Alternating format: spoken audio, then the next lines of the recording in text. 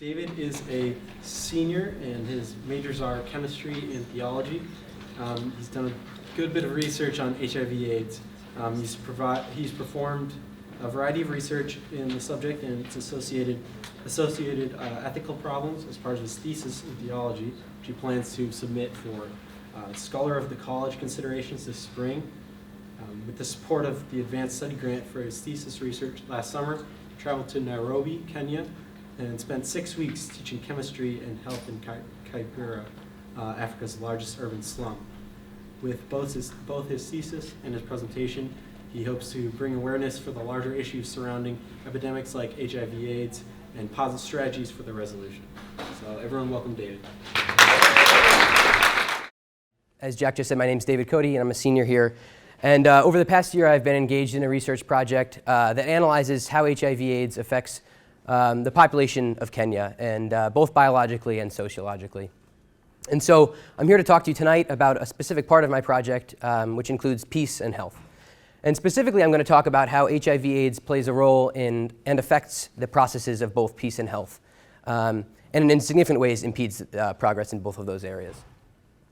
So just to start quickly, this project isn't about the biology of HIV/AIDS, but I'm going to talk briefly about it. HIV stands for human immunodeficiency virus, which is a lentivirus that causes AIDS, which stands for acquired immune deficiency syndrome. Neither of these things technically cause death in human beings, but AIDS results in significant damage to the immune system, which in turn can provide a route for opportunistic infections that in turn have killed 36 million people in just over 30 years since HIV/AIDS became an epidemic in the 1980s. And even though 36 million people have already died of the disease, there are still 35 million people living with HIV globally. You hear all the news reports, and I don't necessarily need to go right into it, but we all know that HIV/AIDS is a huge problem, particularly in the developing world. So in Kenya specifically, currently more than 6% of the population has HIV, is living with HIV, more than 1.8 million people. And that's the fourth highest number in the world. And as you can see from this chart here, it starts in the 80s with the epidemic and peaks right just before 1999. The decrease there from 2000 to 2005 is a result mostly of the massive number of people who are dying of HIV/AIDS. So I think that can give you a little bit of perspective. And then with the introduction of antiretroviral therapies, which are the key means of treating HIV/AIDS, brought mostly to Kenya by PEPFAR, which was founded by George Bush, the number of people living with HIV increases greatly because the number of deaths was cut so significantly. So why do I care about Kenya? As Jack mentioned, last summer I traveled there on an advanced study grant for thesis research. I spent 6 weeks in Nairobi, specifically in an area called Kibera, which is one of the largest urban slums in Africa and has often been cited as the largest. And I taught chemistry and health at a secondary school for HIV/AIDS orphans. So the school is in the upper right-hand corner here. They just moved to that really nice facility a couple years ago. But all the students at the school have had parents who have died of HIV/AIDS. And to the left and on the bottom right, these are pictures of Kibera. Just for perspective, it's about the size of Central Park in New York City, but it's home to estimates range, but are between 800,000 and 1 million people, right? So massively densely populated, poor access to sanitation and clean water, and it's a really rough place to live. So that's why I care about Kenya, because I spent some time there, but why should you all care about Kenya? I think some of these statistics should be at least a little shocking to you. So the Human Development Index in Kenya is 0.519, and this is a statistic that combines income statistics, life expectancy statistics, and that's 145th out of the 186 countries that reported data in 2013. The life expectancy is 180th in the world, 63.5 years.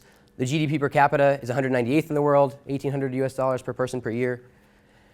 38% of the nation lives on less than $1.25 a day, and that's 80%, 90% in Kibera. And the population structure is very bottom heavy, which is a function of high birth rate and low life expectancy, right? So these are significant problems. It just shows the poverty that you saw just previously in those pictures. So how do we connect health and peace, or development and peace, social and economic development and peace? I'm going to read a quote here from Pope Paul VI, who was Pope in the second half of the 20th century. And in an encyclical in 1967, he wrote, "When we fight poverty and oppose the unfair conditions of the present, we're not just promoting human well-being, we're also benefiting the whole human race. For peace is not simply the absence of warfare based on a precarious balance of power. It's fashioned by efforts directed day after day toward the establishment of justice among men and women. So peace as a positive process is something that's become much more popular in the second half of the 20th century. So we see here a shift in the world's definition of peace. Previously, peace had been defined negatively, just as a lack of conflict, right? So as long as people aren't killing each other, there's no genocide, there's no ethnic cleansing, there's no terrorism, then the world is doing a good thing, right? And that's all great stuff. We don't want any of that to happen. But we can also define peace more broadly, and we can call it an enterprise of justice. This is what Pope Paul calls it. And this gives us a positive definition of peace that brings new questions in peace building. So rather than just talking about how do we prevent violence, how do we prevent the violent deaths of human beings in the world's most unstable areas, we also ask how do we improve their lives when they're not dead, right? And this is good stuff, right? So this is not just ending warfare and terrorism, it's also eradicating poverty, eradicating disease, right? And so this is sort of how we can make a connection between HIV/AIDS and peace, right? Or economic development and peace.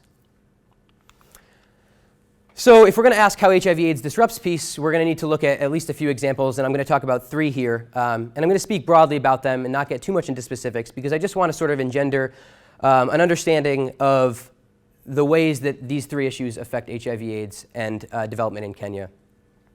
So we're going to talk about poverty, gender inequality, and healthcare inequality. So beginning with poverty, we've already seen the statistics of poverty in Kenya.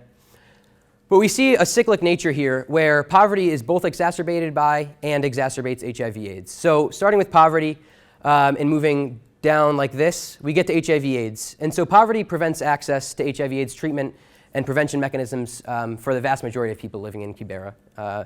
So if you don't have disposable income, you're not going to be able to buy condoms, which are shown to be, other than abstinence, the most effective way at preventing transmission of HIV, right? And if you don't have disposable income and you're HIV positive, you're less likely to be able to afford treatment. And even if the treatments are offered for free, you're less likely to be able to take time off of maybe the one job that you do have to be able to regularly attend treatments for HIV.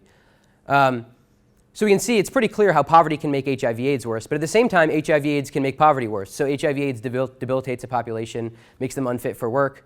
One of the key means of fighting poverty is education. It's true in the United States, just as true as it is in Kenya. And so when people are sick, they're less likely to get an education, and poverty is just perpetuated, right? So we see the cyclic nature where poverty makes HIV/AIDS worse, and HIV/AIDS makes poverty worse, and it just keeps perpetuating itself. So optimistically, right, if we can affect a change in the area of HIV/AIDS, maybe we can put an end to at least part of the cycle of poverty. And that's sort of the theme that this project takes. Moving on to our second point, which follows nicely after Diane's presentation.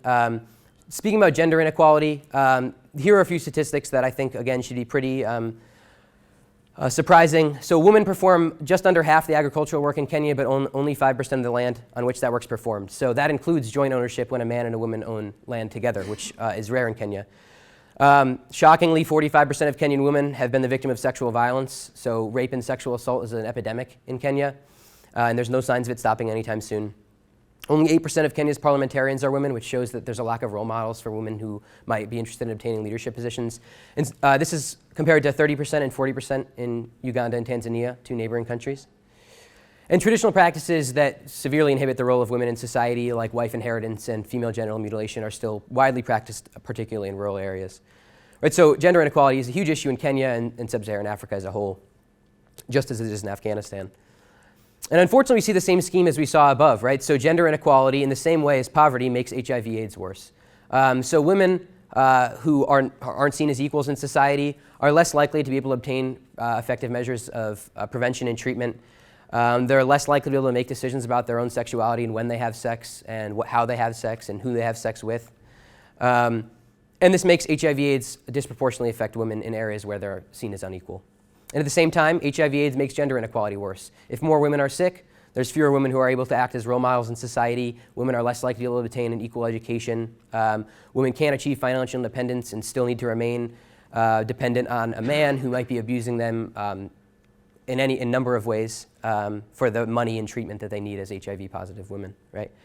And unfortunately, we see this result in the statistics. So globally, women comprise 50% of people with HIV/AIDS. In Kenya, where inequality is so high, this number is 60%. And this is the case across the board in areas where women are seen as unequal. And at the same time, HIV/AIDS remains the leading cause of death for women in their reproductive years worldwide. And among young people in Kenya, HIV prevalence is twice as high in women as it is in men, right? So there's no signs of this problem stopping anytime soon. But optimistically, again, like we saw in the case of poverty, if we can find a way of responding to HIV/AIDS, we can hopefully at least put an end to part of the cycle of gender inequality.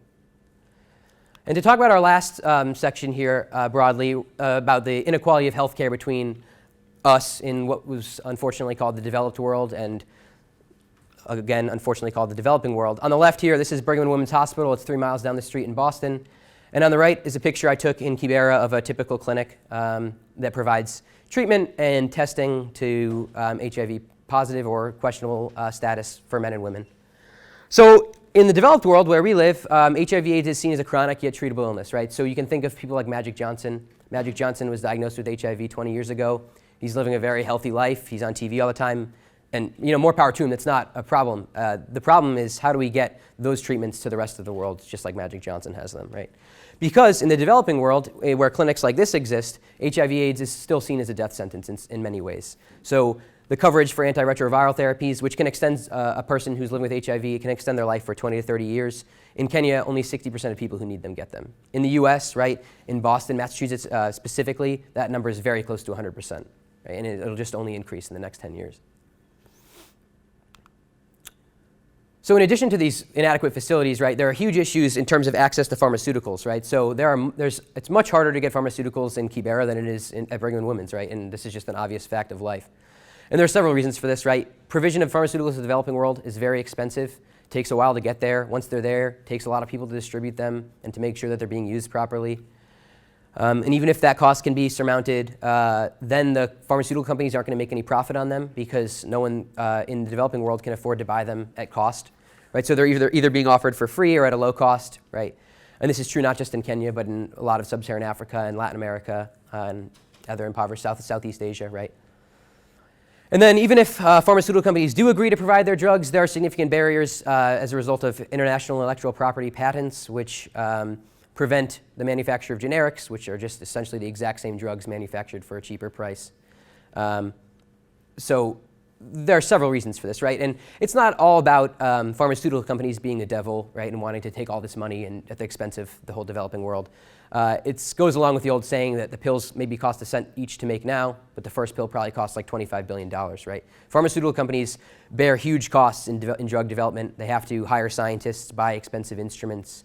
They have to buy facilities. Once a drug is developed, they have to put it through clinical trials to make sure it's safe and effective in humans, right?